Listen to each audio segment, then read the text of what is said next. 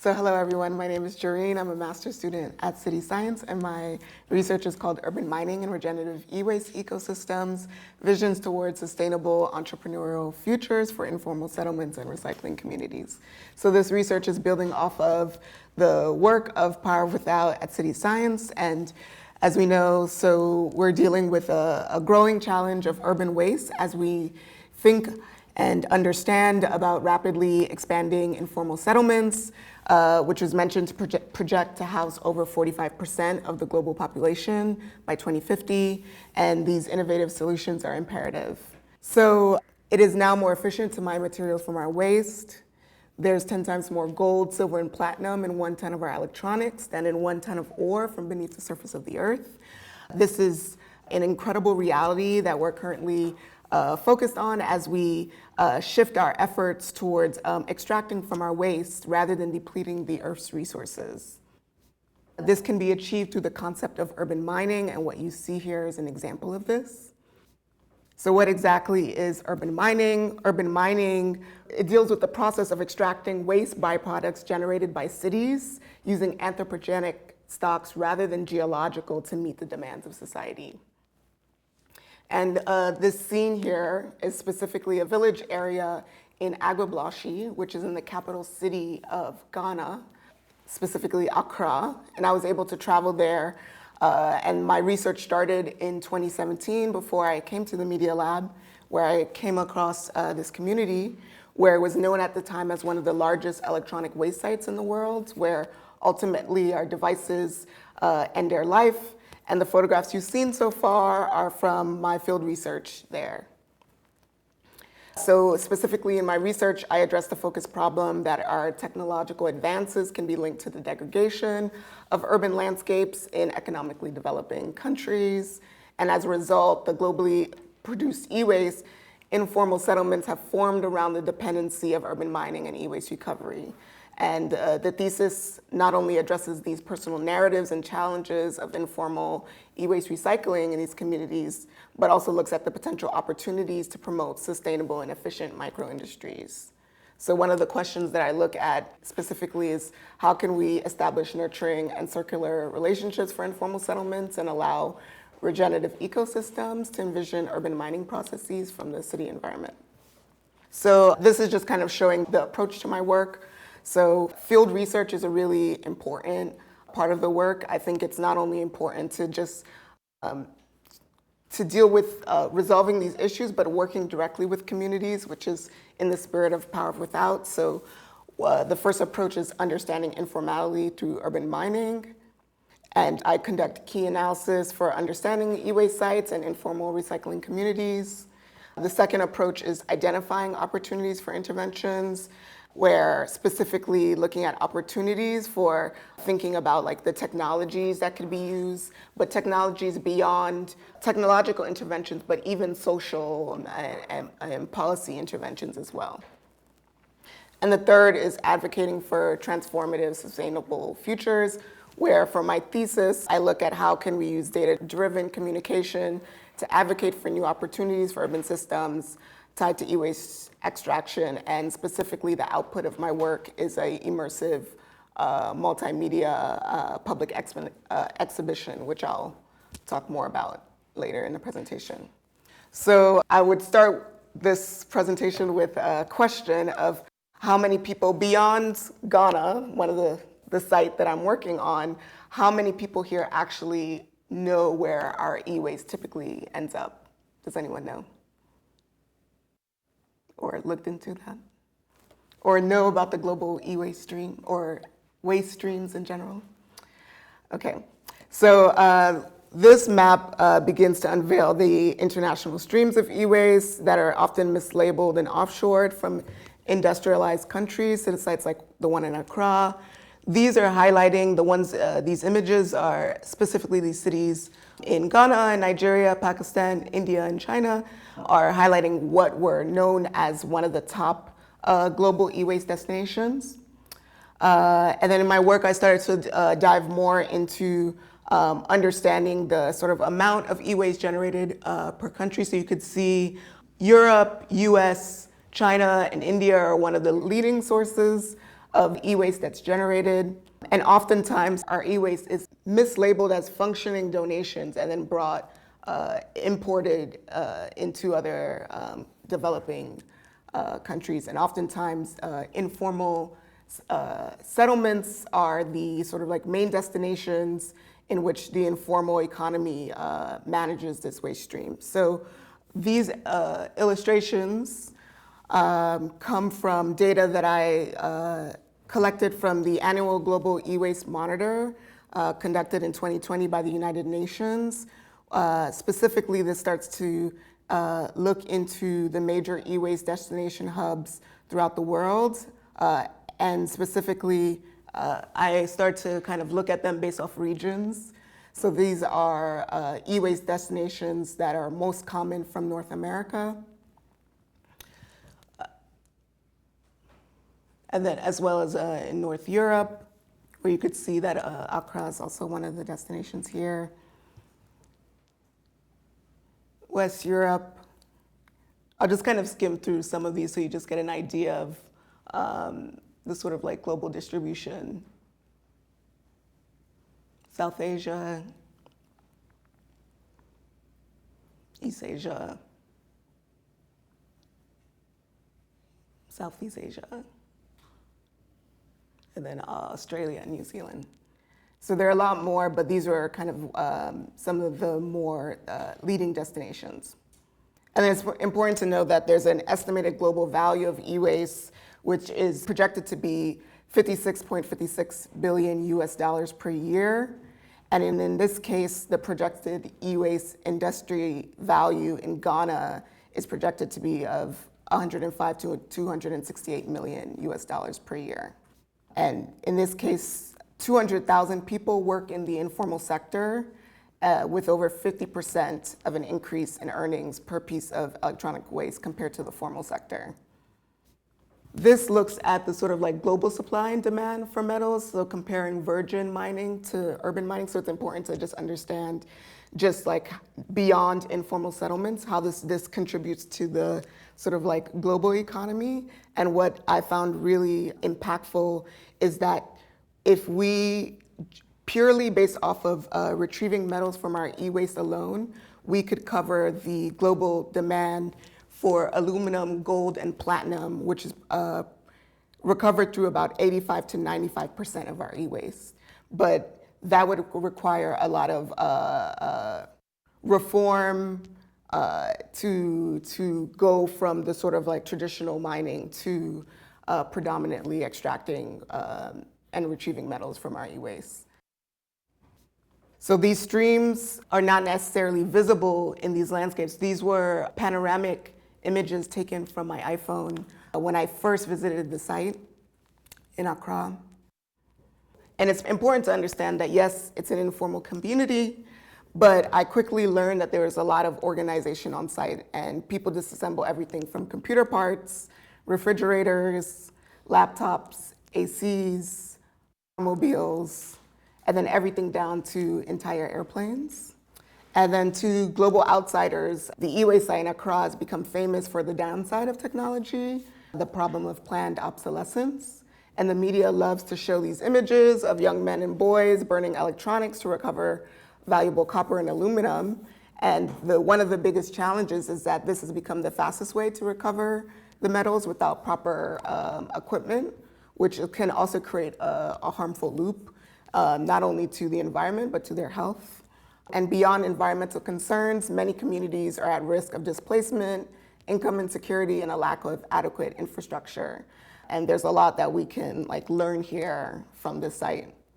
So about 15 years ago, this village area, which was a land that came from an infilled wetland, became a scrapyard site for illegally distributed e-waste, mentioned from these industrialized countries among US, Europe, and China. And what you see here is a time lapse of how the site has evolved over time, in which not only economic factors impacted local people, but migrant workers outside of Ghana.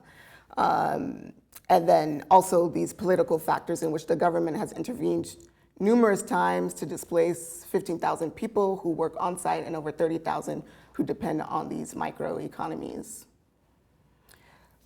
But yes, upon visiting, I quickly realized these realities are more than just material and matter disposed of globally, but this distribution and territories of these sites reveal a complex reality of urban systems. In Agbogbloshie, weight is a form of currency, where devices are recovered from incredible detail. Scrap dealers don't destroy products with material value, they repurpose them into products. So here you can see how like the sheet metal from computers are being used for artisanal goods, cooking pots, and they also sell them into local markets. They also coordinate and arrange the plastics and materials that can be shredded down and resold to manufacturers. They have an incredible wood and steel shop where they're able to actually work on these creative and artisanal projects.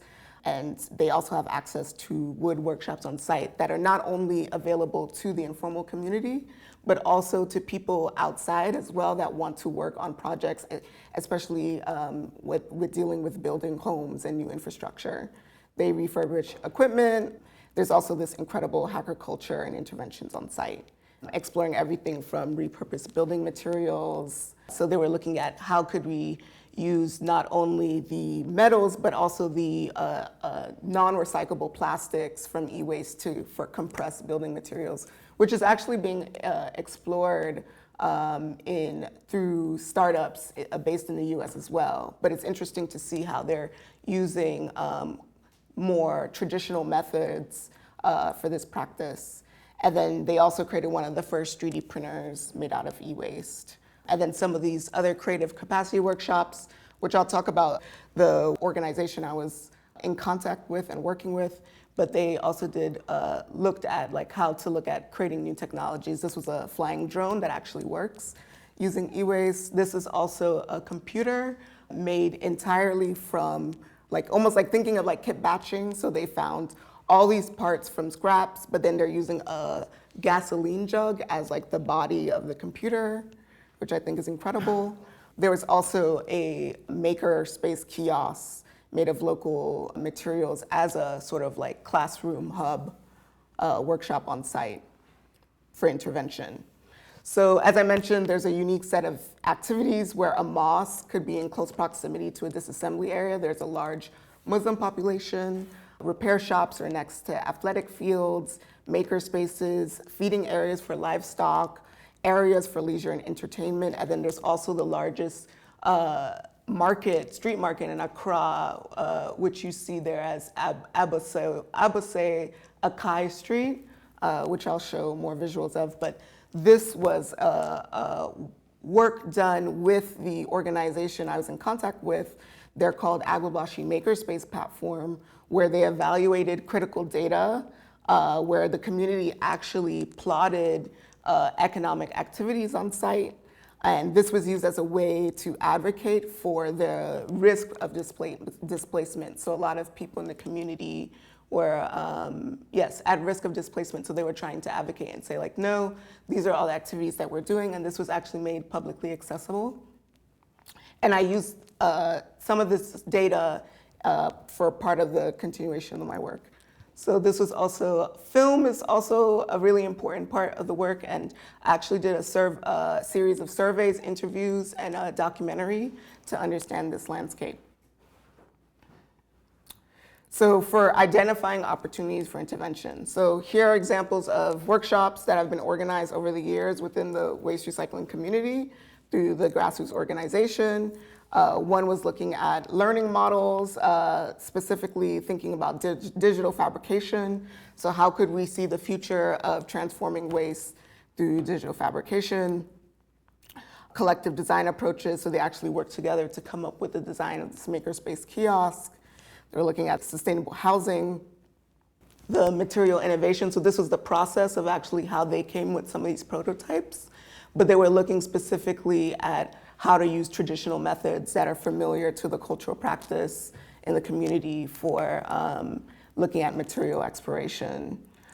They had water and sanitation workshops to train people into understanding more ad hoc ways of understanding what would be like considerable drinking water versus contaminated water. And then also participatory design and economic models, because entrepreneurship is such a big part of this economy.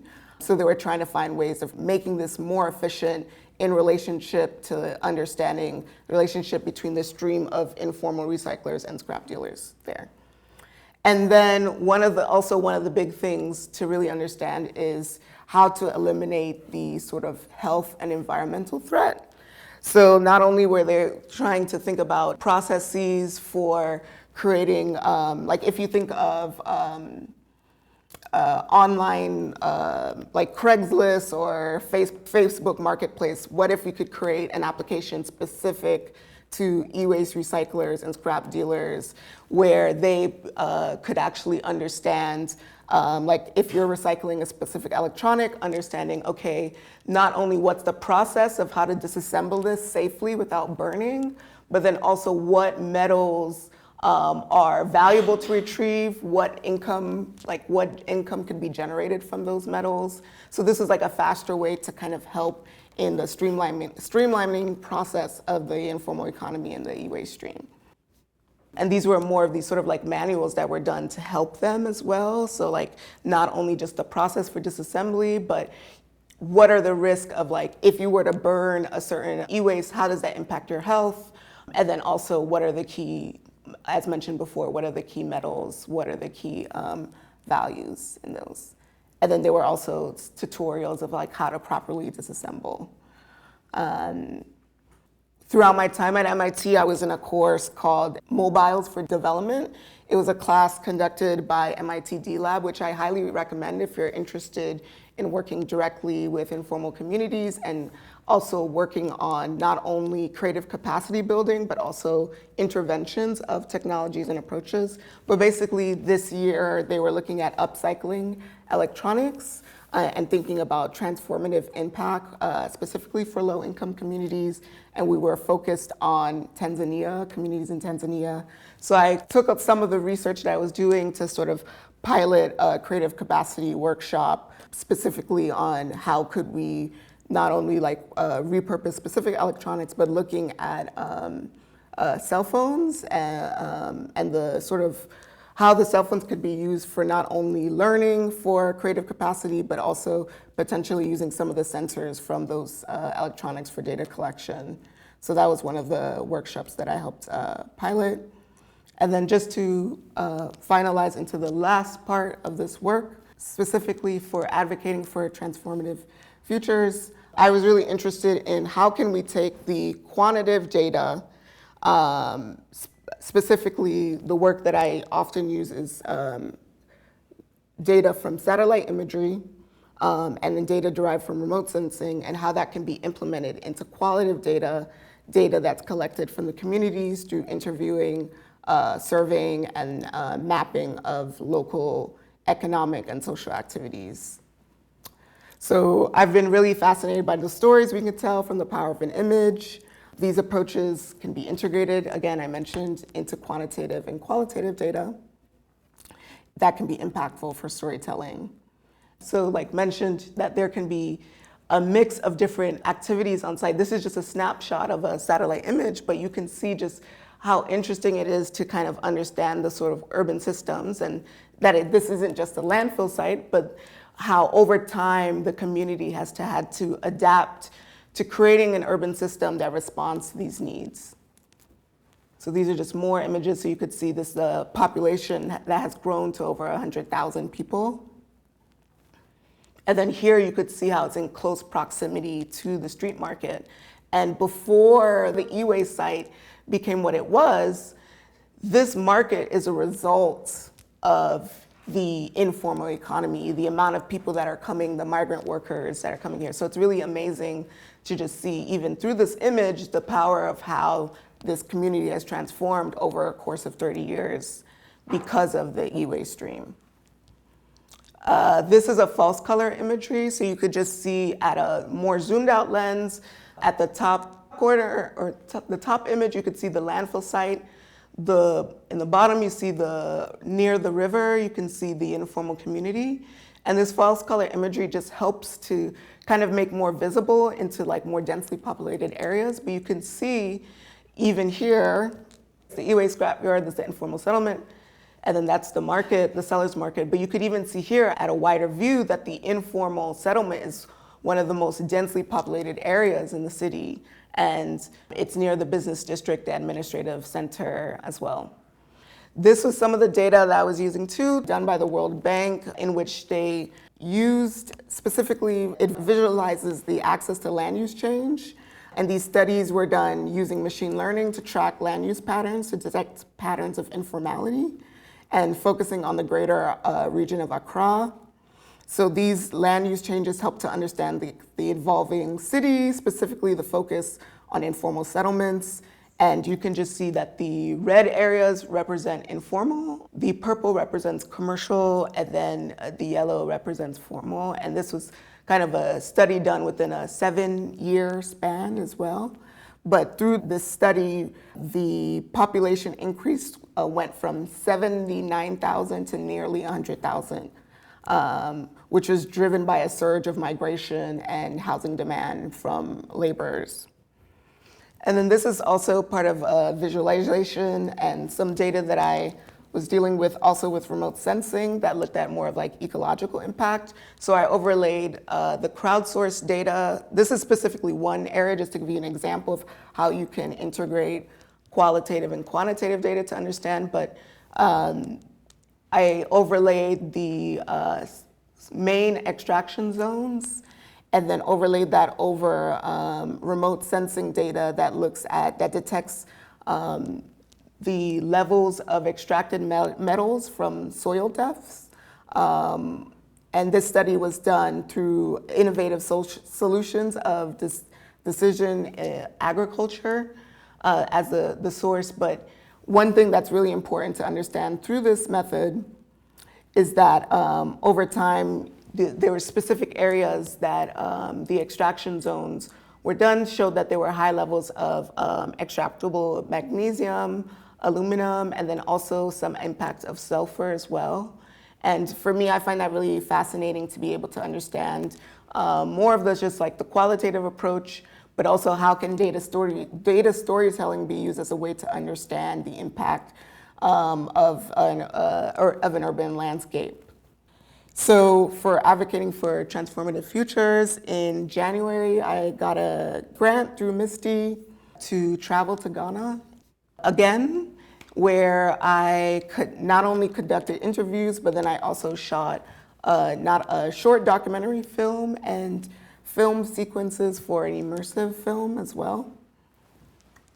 This is just some of those clips, which I'll show a little bit of in a second as well. But this is just more of like some of the visual clips that kind of summarize and embody some of the content from the exhibition that I'll show.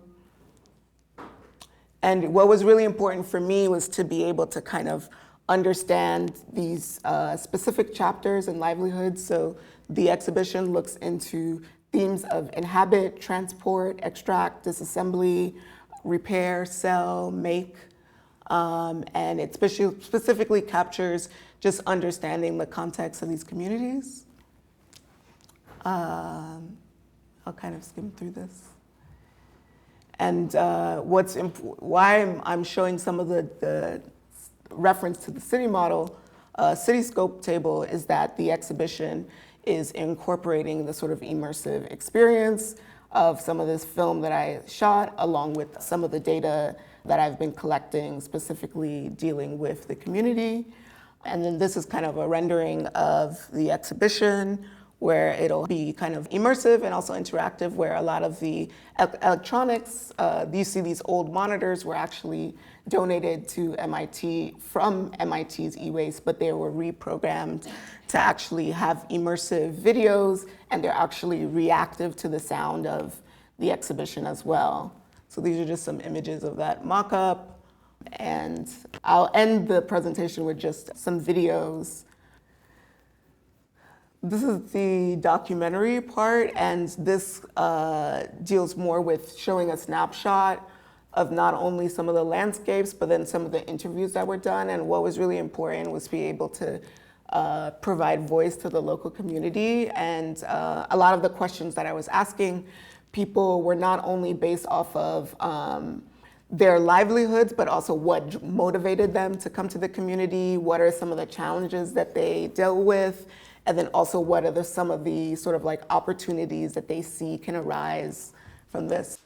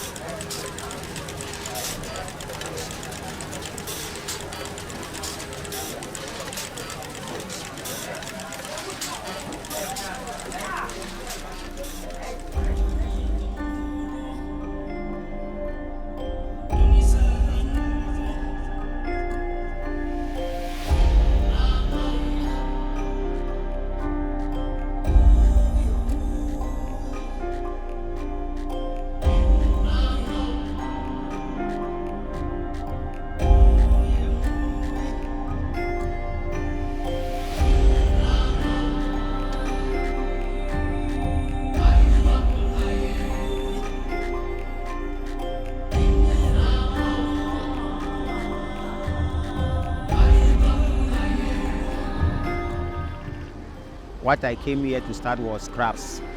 I live here for 15 years now, and I came here when I was 17 years old.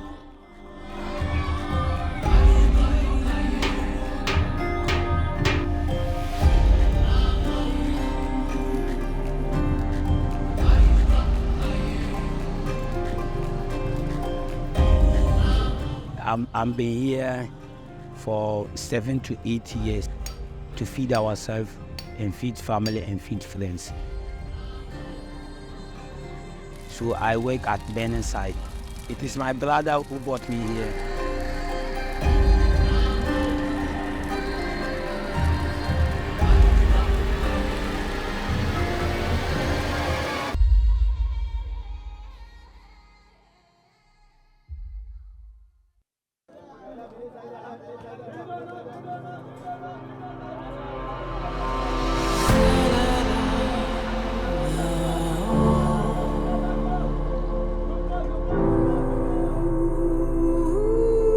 Where I come from too, my father, my mother, and my younger brothers and sisters too are also there, who are also depending on me.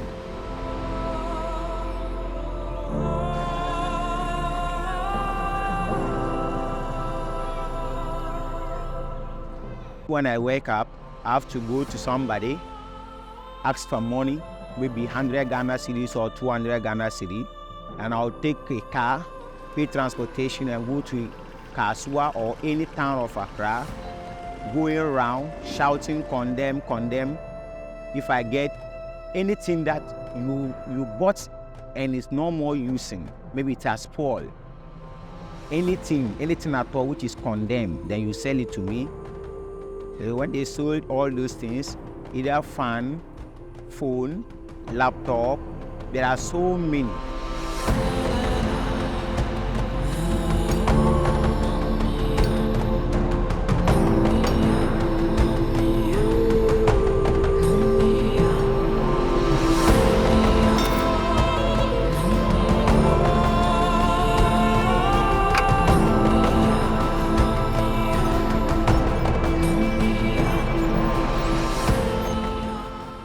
I used to check those copper that I'm burning.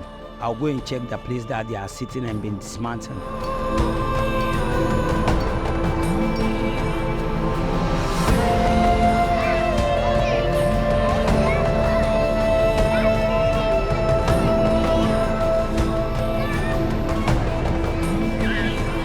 So when I go to the bush, I can see heater caps, something like microwave, television, yes, some can sell a cool pot, anything, yes, aluminium or copper or brush, anything I just see from the bush side, where they take dash me or they sell for me, I'll also bring it to sell. If something is on top, then I'll collect the money and go and come out the money I collect from my brother and go to the bush, and I'll separate the money for him and leave the other one to take it inside to share it for my family.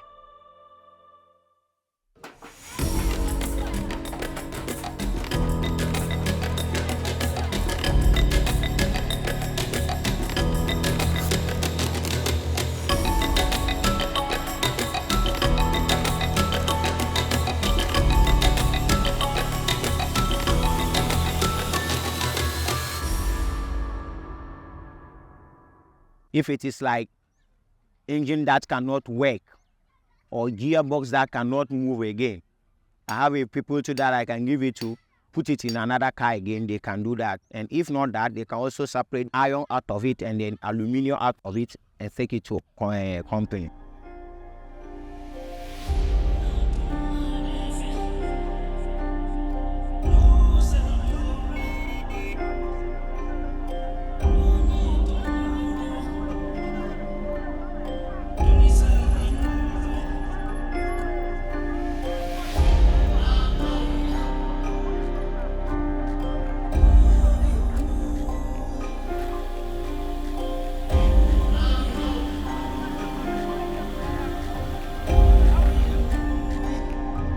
The demolition by the government, it affects us a lot.